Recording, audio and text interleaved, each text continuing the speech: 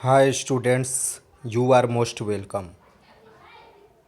आप सभी का हार्दिक स्वागत है। आज हम सीए फाउंडेशन चार्टर्ड अकाउंटेंट का जो फाउंडेशन का कोर्स होता है उसमें एक आपका सब्जेक्ट है अकाउंटेंसी से रिलेटेड, उस पे हम लोग डिस्कस करेंगे। Principle and practice of accountancy और अकाउंटिंग। ओके, इसमें वन पेपर, ये जो आपका फर्स्ट पेपर है वो 3 आवर्स 3 घंटे का होगा और 100 मार्क्स का होगा। ओके, तो इसके सिलेबस पे हम लोग डिस्कस करते हैं। इससे आप आगे अगर सीए का प्रिपरेशन करेंगे तो उसमें सीए फाउंडेशन में इस कंटेंट्स को शामिल किया गया है जो कि आपके सिलेबस है। इसको आप देखेंगे और इससे आपको बहुत ज़्यादा हेल्प मिलेगा कि क्लास 11th और 12 में जो भी आप अकाउंटेंसी सब्जेक्ट पढ़े हैं उसके कौन कौन से चैप्टर्स, कौन कौन से टॉपिक आते हैं, और ये सीएस में भी और सीएमए में भी ज़्यादातर हेल्पफुल होगा। ओके, देखते हैं फर्स्ट पेपर। ये आपका सीए फाउंडेशन कोर्स है, principle and practice of accounting. Paper first paper में आपका है principle and practice of accounting. इसमें आपका एक पेपर होगा, टाइमिंग 3 घंटे की होगी, 3 आवर्स एंड 100 मार्क्स का होगा।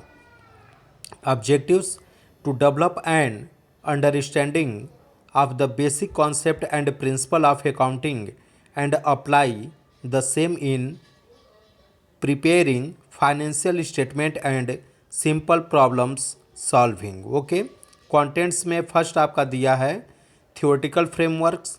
इसमें फर्स्ट आपका टॉपिक है meaning and scope of accounting. Second, accounting concept, principles and conventions. Third, accounting terminology, glossary. Fourth, capital and revenue expenditure, capital and revenue receipts, contingent assets and contingent liabilities. Next point, accounting policies. Next, accounting as a measurement discipline, valuation principles, accounting estimates. Next point, accounting standard, concept and objectives. Next, Indian accounting standard, concept and objectives.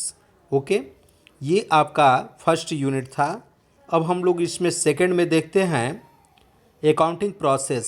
इसमें books of accounts, preparation of trial balance, rectification of errors, ये सब जितने भी topic हम देख रहे हैं वो क्लास 11th एंड 12 से भी रिलेटेड है। अगर आपका 11th और 12 में अकाउंटेंसी का पेपर अगर 100 मार्क्स का जो दोनों ईयर्स में बनते हैं और आपके सिलेबस में रखे गए हैं, अगर उसको आप 100% प्रिपेयर कर लेते हैं तो आपका सीए फाउंडेशन अकाउंटिंग का जो पेपर है वो क्लियर हो जाएगा।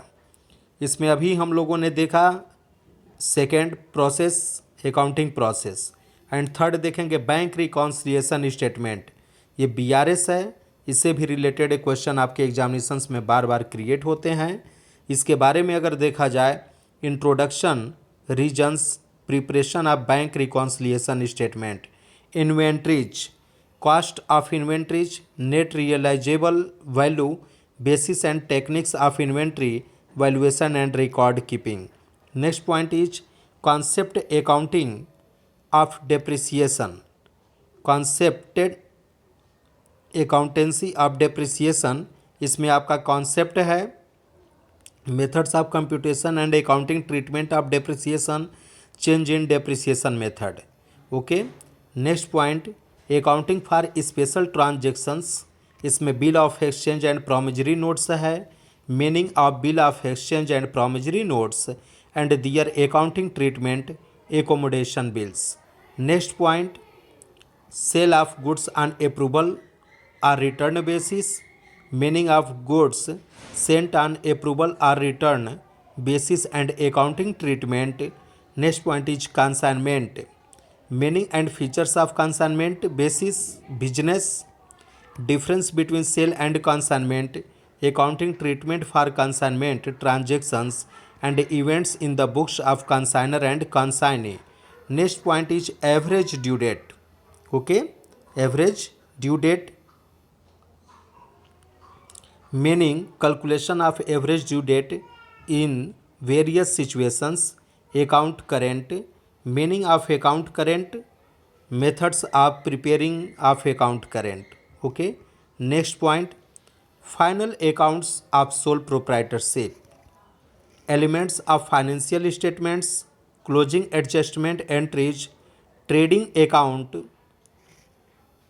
profit and loss account, and balance sheet of manufacturing and non-manufacturing entities. Next point 8, partnership accounts, final accounts of partnership firms, admission, retirement and death of a partner including treatment of goodwill, introduction to LLPs and distribution of LLPs from partnership. Next, financial statement of not for profit organisations. Okay, ये आपका अगर देखा जाए तो आपका chapter number 1 है, class second year का syllabus है. Significance of receipts and payment account, income and expenditure account and balance sheet, difference between profit and loss account and income and expenditure account, preparation of receipts and payment account, income and expenditure account and balance sheet.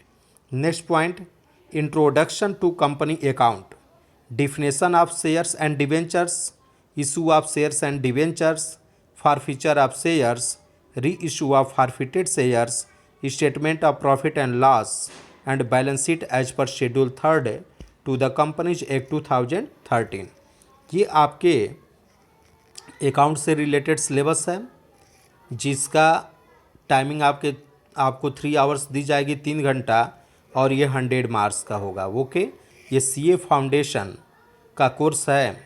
इस course को देखने से आपको ये पता चल गया होगा कि जो हम लोग क्लास 11th और 12 में हमारे अकाउंट से रिलेटेड सिलेबस हैं, अगर हम लोग उसको अच्छी तरीके से प्रिपरेशन से तैयार कर लेते हैं तो ये आपका principle and practice of accounting, जो कि आपका एक पेपर सीए का फाउंडेशन का होगा, ये आपका क्लियर हो जाएगा. Okay, thank you.